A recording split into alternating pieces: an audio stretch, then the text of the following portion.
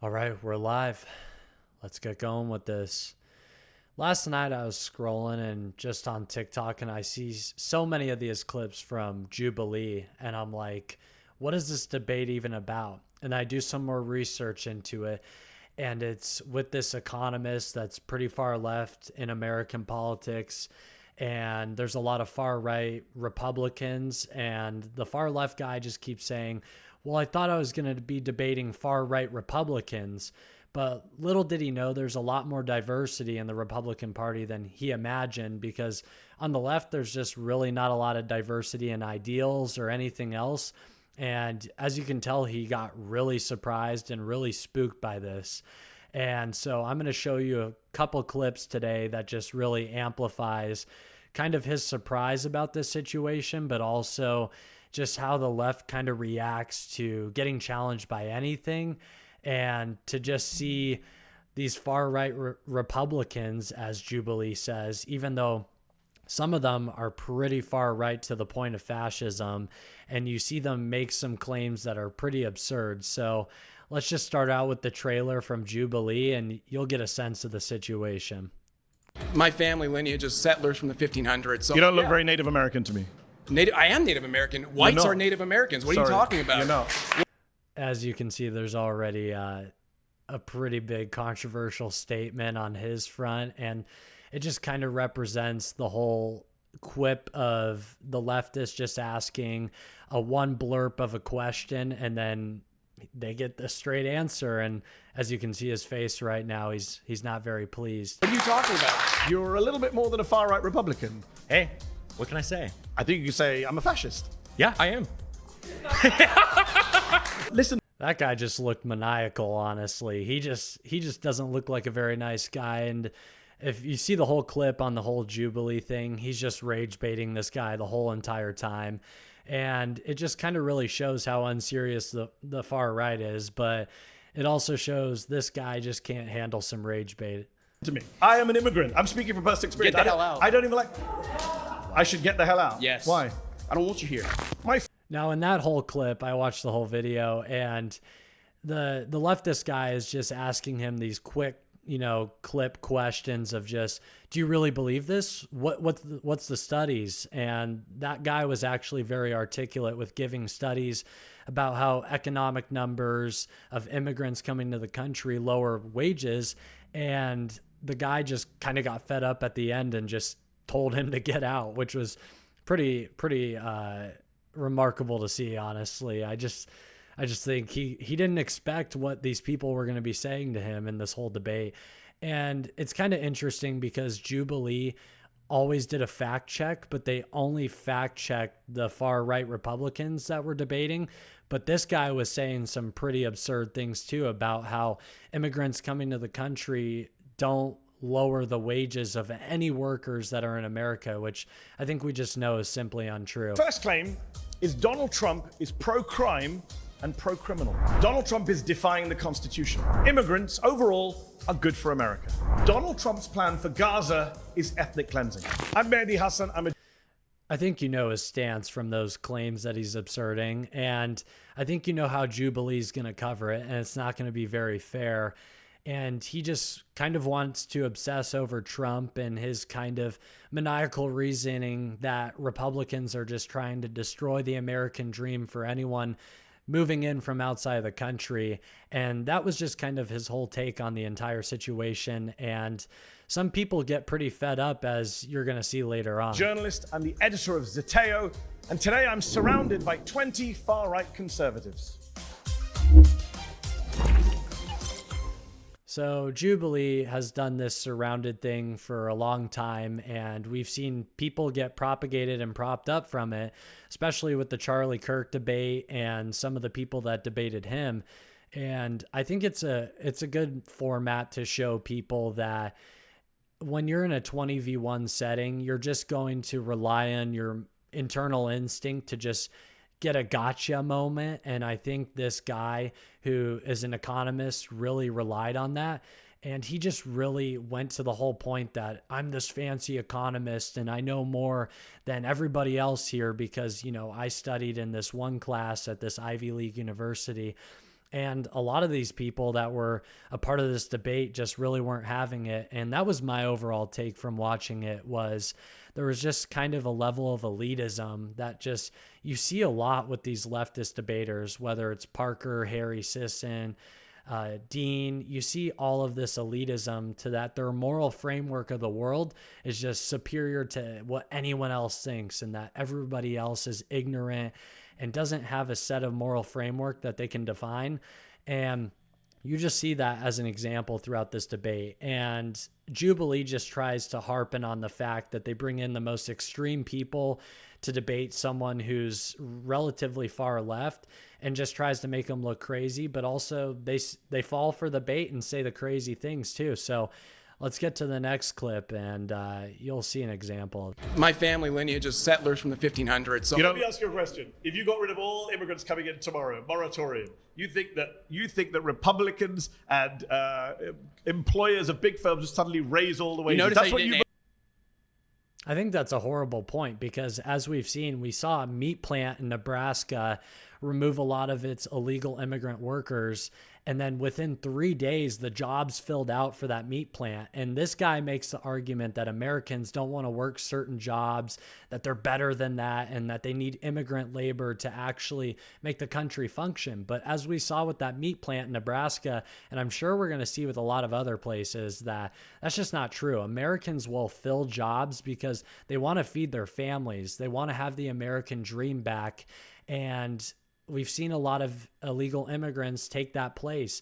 I think a lot of Americans would be okay working a farm job and be able to work a lot of these labor jobs, because wages will still drive up, and they'll drive up dramatically. But he argues that immigrants coming into the country doesn't lower wages. But as you saw in the 90s and early 2000s with the rise of globalism, that is absolutely the case. If you can get cheaper labor and cheaper production, it is going to allow the ability to lower wages, especially for that lower tier bracket. So I don't get what the point he's trying to make here is, but you'll see the response from the pink shirt guy. answer what I said. You That's notice what how you that was believe. a complete your ankles That's what all you right? believe. You pivoted the hell That's what away you from the believe. conversation. Is that what you? Am I Are on your the ankles subject? okay? Do you believe that wages? I'm just wondering how naive you. Do you believe? Do you believe? Do you believe? And doesn't let him actually speak about the point he's trying to make. He's trying to make the point to him, but he's just like, well, do you actually believe that immigrants are bad? Do you believe that immigrants don't belong?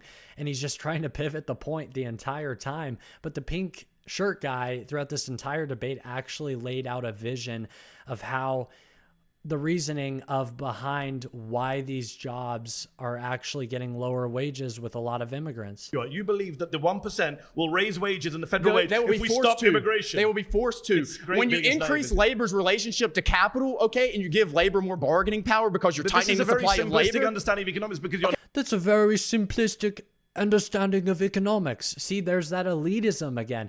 He just talks in that same tone that just doesn't give any merit to a lot of what these people are saying. And he gave a very good economic point. He gave a point that actually shows a statistic of how they can lower wages for a lot of these immigrant workers, which will lower wages of Americans. And then he just says, well, you don't have the understanding of it. It's just really this elite class that they just try to bring in and just educate these people that don't have these economics degrees. And this guy in the debate said that he didn't go to college. He doesn't have an economics degree. But then what he lays out is the same kind of studies that this guy is laying out and has the same type of knowledge. But a lot of people just aren't willing to accept that just because you don't have a college degree in economics that you can know simple economics. It's really baffling. And I'm sure a lot of people in the comments of this video point that out. Explain I'm wrong. I'm telling you how you're wrong. hear Because you're ignoring the fact that when immigrants come into an area, they spend money. They create jobs through About their about presence. 1/5 of their monthly income leaves the country. That's a good thing also because you don't like US aid, foreign aid. That's a good thing because you don't like U.S. foreign aid, but then he makes the point that money's leaving the country. So how does that help Americans in any way? So this is the point. They create Don't jobs. I assume came that. into this country. So far, every one of my assumptions about you has been correct. But listen to me. How to remove my hat and be pissed off like that guy with this guy just rage baiting. Well, you don't know this. Well, you don't know that. I'm an immigrant. I'm speaking from personal experience. Get the hell out. I don't I'm an immigrant. So I know how the whole immigration system works. I know how the whole economic situation works for every immigrant who's came into this country. He's just trying to do a personal vendetta to actually overrule this point of actual facts and statistics. like, I should get the hell out. Yes. Why? I don't want you here. Why? Because you come here and say all this bullshit Why? about how Americans are lazy. Why? You push your left-wing I never politics. said Americans are lazy. I don't know why you say this. I never said Americans yes, are lazy. You are. You're The only person saying attacking immigrants people have to is come you. into this Valid country so they crash can do out. jobs that we don't want to do. I That's never exactly said those what you words. said. When did I say it? Oh, really? When did I say it? So We're why on do we- YouTube. I never implied it. I never said those words. Guys watching on YouTube, rewind to the time where I said immigrants are doing jobs we don't want to do. When did I say those words? Words You never said- came out of my mouth. Okay, so why I do thought we have to we're bring? doing Why do we have to bring in assumptions, my immigrants? friend. Why do we have to bring in immigrants to the country if we have people who are going to do the jobs? Pause. You've been voted out. It's nice talking to you. Nice talking to you. You're gonna have to go, bro. Nice talking to you. You're going to have to go, brother. That's so funny. And he gives it the handshake first. I mean, he's actually being the cordial and nice guy. Clearly, that guy wasn't going to actually be a very cordial and nice guy. It just shows kind of the moral framework of the person. Donald Trump is pro-crime and pro-criminal. I would just like to ask, what I love when they almost just dive and fall into the desk. makes someone pro-crime versus, anti-crime? I think when you're soft on criminals, when you let criminals out of prison, when you pardon people who've assaulted police officers, you're pro-criminal. Donald Trump pardoned almost 1,600 people who were involved in January the 6th.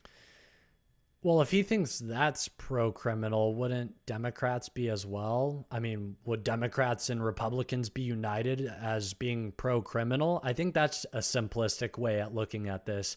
And it's funny, that last point, he's like, well, that's super simple to look at it that way.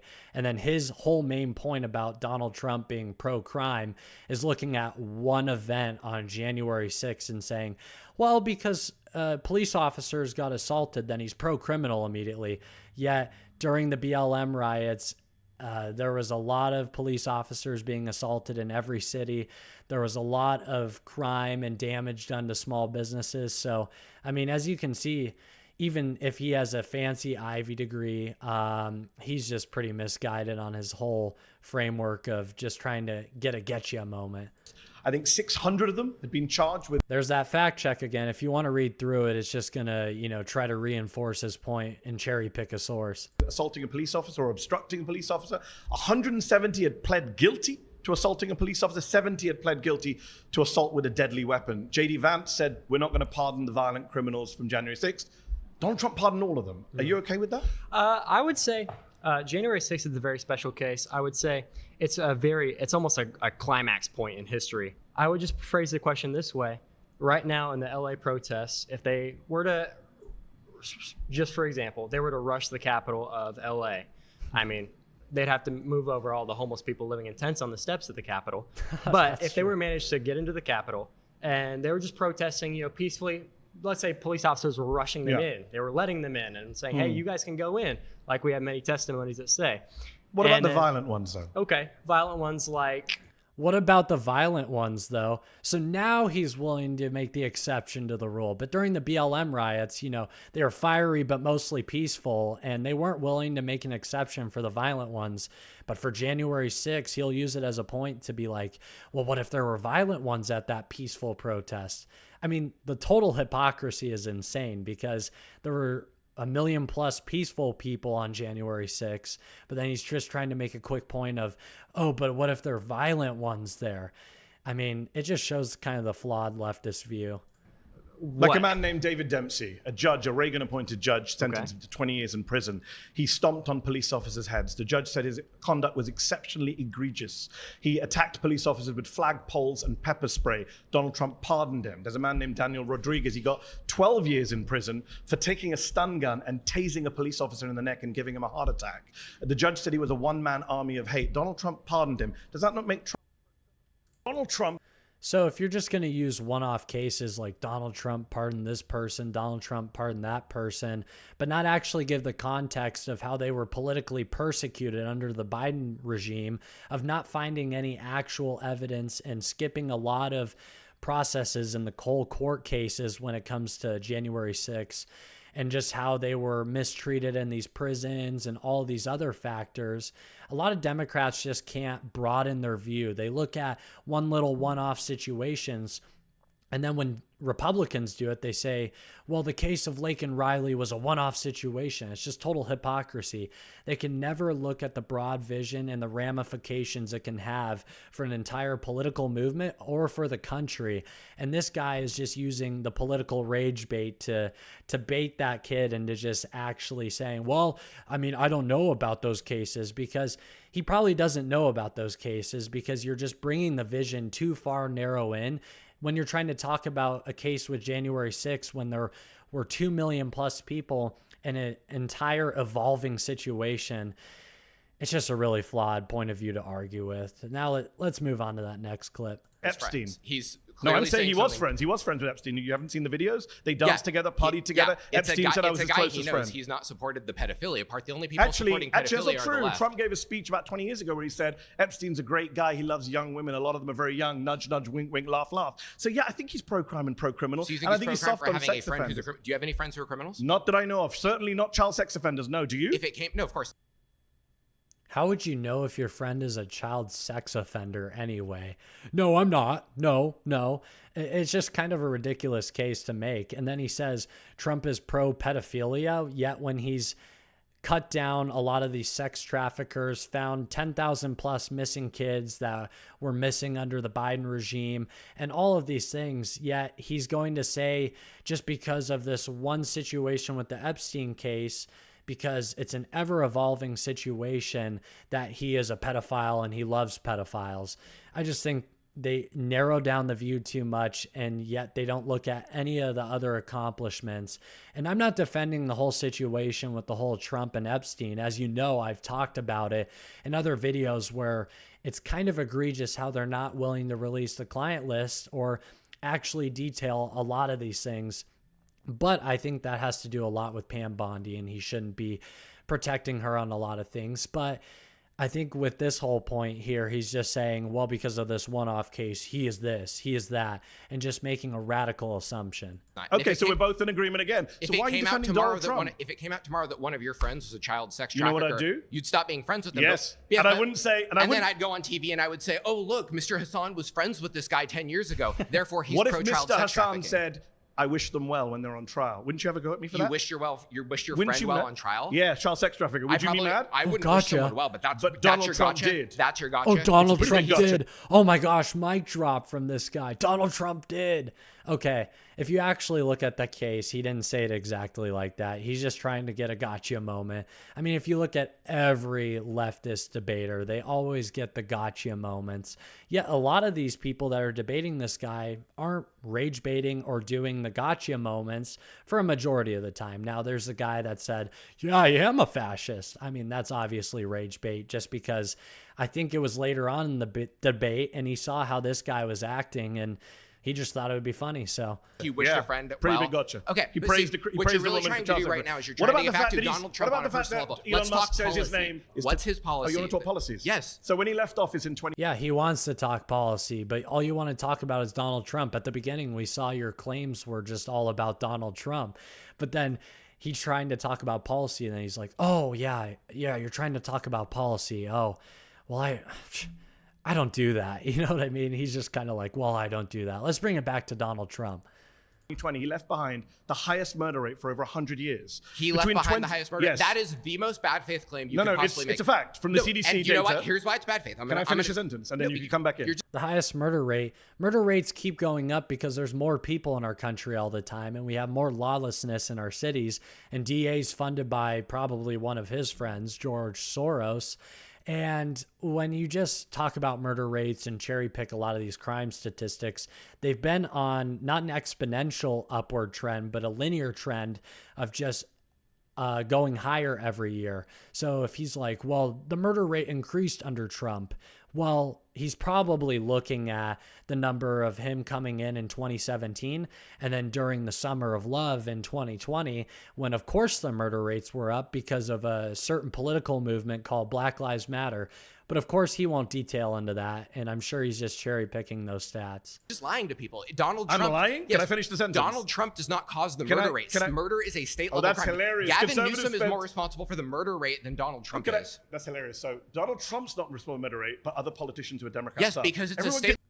Yeah, exactly. Because a lot of the Democrat politicians were supporting the lawlessness in a lot of these cities. Trump was kind of had his hands tied behind his back. He wanted to go put the National Guard in, but he knew if he did that, he would have got impeached immediately. If he declared martial law, he would have got impeached immediately. If he actually held the line firm, it would have ended up very badly for him politically. And he was trying to win re-election. So, I mean, if this guy was smart, he would have actually put that into perspective, but Democrats never care about perspective. Level law. Partisanship. That's like saying, I'll say Republicans are too. State governors who are soft on crime are the ones that are responsible for murder rates. Let me finish a sentence. When Donald Trump left office in 2020, between 2019 and 2020, according to data from the CDC, from the FBI, from Pew Research, the 30% increase in the murder rate between 2019 and 2020. 2019 and 2020, yeah, it's going to be accounting the summer of love. So, yeah, that's just cherry picking another stat, Mr. Hassan. I am Native American. Whites are Native Americans. What are you talking about? You're not. What are you talking about? This was, I think it was later on in the debate. Hopefully, I can't remember. But he's like, whites are a Native American. I think we all know that's an absurd claim. And this guy is given a pretty good face for that, honestly. But let's just keep watching it. Whites are Native Americans. Really? I think what was happening before the 1500s? I think you're getting confused with it. I don't mind going on a tangent, but what was happening before the 1500s? Calm down. I think you're getting... What was happening before the 1500s? There was indigenous people here that came here from Asia. Do you know what indigenous means? See, there's that thing again, that whole, are you ignorant? Do you know what indigenous means? Like, I think he clearly does. He's a full-grown adult. I think he knows what a word means. I mean, I'm not defending this guy and his claim that he made, but there's that whole, you're an ignorant, far right person. You don't even know what you're saying. Clearly, he knows what he's saying and he's doing it very confidently. But if you're just going to act arrogant in front of these people, it's going to get them really riled up. And that's what Democrats do for all of America. And it gets people riled up. Before indigenous people can't come from somewhere else. Why do you ask a question if you're going to interrupt? I'm not sure if you know what the meaning of indigenous means. I do. Again, I don't even know if you think you know what it means. Like, just an ignorant person. You know what it means. It means they came here first, right? They came here from Asia by way of land bridge. Have an argument with Neil deGrasse Tyson or anybody else about that. I don't care. Is he an American? I genuinely don't care. Yes, he is. Okay, just checking. My point is, okay? Nothing. Clearly, Neil deGrasse Tyson is an American. Like, he's just trying to make a point that if anyone has brown skin, do you think that they're an American? Are you a white supremacist?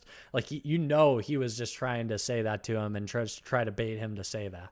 To do with crime. So far, you've agreed with me that these people are criminals. Because you're derailing, dude. I'm trying to stay on track. You literally sat down and asked me where I'm from. I think you derailed this conversation from the get-go. By that, but I'm not offended. I'm just wondering what it has to do with crime. I'm always curious. We're going to talk about immigration. Don't worry. Later on, you can come back. I hope so. Right now, you're doing a very bad job of making the case. That's why I think Jubilee does pretty bad with these conversations. Is like, they were on one topic. He got selected to go run up and he just happened to get in the chair. And then the speaker's just like, well, I don't want to debate that right now. You can come running back, almost slam your head into the desk, and we can talk about immigration a little later. Like, clearly they don't have 10 hours to talk and he's not going to run back to the chair again and probably get it.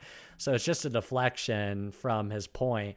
And even if he were to do that again, it would just go in the circling method of bringing it back to this whole point of, oh, it's derailing the conversation. I don't want to talk about it.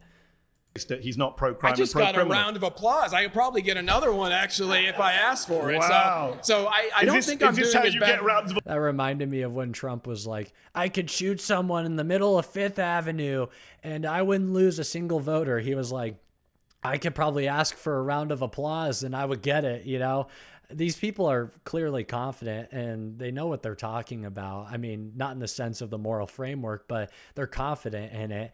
And this guy's just like, you don't know what it means. You're clearly ignorant and stupid. Applause. You sit in a room with 20 people who agree with you. Wow, amazing. Amazing. That must make you feel good. You know what? I'm actually 20 people who agree with you applauded you. Emotionally outraged right now. This is great. I love it. Do I have to say anything at this point, or are you just going to keep going? Please. Okay. Make your claim. My claim is that I don't care if it's pro-crime. You want to go back to the topic of conversation? That's fine. We agree then. He's pro-crime. But and you I have don't a question for you, though. Do you care on the opposite side of the spectrum? Yes. Do you care about law being administered to the opposite side of the Yes. spectrum? I think anyone who assaults a police officer shouldn't be pardoned. So in this whole debate, I watched it. They don't talk about, the whole BLM thing. And he never says, well, anyone who burned down these buildings and blew them up and killed police officers, because what was it? I think it was 300 something police officers were killed during 2020. Like, isn't that what it was? It was more than that, I think. Was it like 500? I think it was like 500 police officers were killed during 2020. And it just shows like the ignorance. Like, okay, on January 6th, there wasn't even close to that many people injured or killed or anything. I'm not going to compare apples and oranges because they were different issues. But if he wants to talk on one-off situations, there was a whole summer of riots with probably thousands of events that we could talk about, but he is not willing to talk about it at all. And especially when they're talking about crime, it's just unbelievable, this guy. I think that Donald Trump shouldn't have pardoned 9 Republican members of Congress who were convicted of crimes. And I don't think Joe Biden should commit. I don't think Democrats should pardon Democrats. Fair, but I don't think you. So you don't think Democrats should pardon Democrats. So you'd be against him pardoning Fauci, Hunter Biden, everyone else. I seriously doubt that, because this guy is just very far left on the economic spectrum. And I think I know the reason why is during the Trump economy, there's a lot of transparency. There's a lot of ways for people to make money. There's a lot of ways for people to know what's going to happen next. Under the whole Biden administration, there was this collective of these scholars and economists that just loved to get together and go to the White House, go to Capitol Hill, and just know a lot of behind scenes information about the economy, because the economy was super hyperinflated. And they just love to have this obsession with inside info and inside information. And I think this guy was one of them. He was one of these scholars that just loved being in that inner circle. And I think that's the true reason why he doesn't like Donald Trump, is a lot of these points were like, oh, because Donald Trump did this one action, he's pro-criminal. Oh, because Donald Trump is actually securing the southern border, he's against all immigration. It's like, well, no, that's a very candid way to look at the whole worldview. And a lot of these conservative people made obscene, rage bait answers, a lot of rage bait type of deals. But there were a few people that made a lot of very sound economic arguments. And then his first jump to conclusion was, oh, you didn't go to one of these Ivy League schools, so you don't even know what equilibrium means. It's like, okay, if you're just going to belittle and just show these people as being ignorant, far-right radicals, then you're not going to have a discussion. And I get it's a tough challenge going 1v20 for, these people that come in.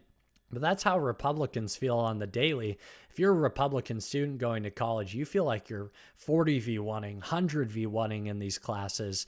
So it's kind of a good thing for them to see a taste of their own medicine. But this video is already getting a little too long. I just loved reacting to this kind of content because it just shows kind of the cracks in the foundation of the Democrat establishment. And we're going to see if they can actually come back from it. And I advise you to go watch this whole entire Jubilee video, because you're going to see a lot more of the points that I pointed out, especially about the ignorance and all of these things. And it just makes them very unlikable, almost as unlikable as that guy saying I'm a fascist. So, and he clearly just said that because Democrats use that as a buzzword all the time, just like democracy and everything else. But again, I thank you for watching this video. I think it was a fun time reviewing this. I mean, we saw some crazy clips, and, we're not trying to become a Jubilee review channel, but I mean, this was a lot of fun, honestly. So we might have to do it again. Anyway, just wanted to point out kind of that stupidity from the left when it comes to economics, and just to see this guy be super ignorant to the fact that he's disparaging a lot of Americans and just basically calling them underhandedly lazy, ignorant, stupid, is just something I hate seeing. So I had to talk about it. Anyway, always visit otr-usa.com to find out any more information about our movement, and keep speaking off the record.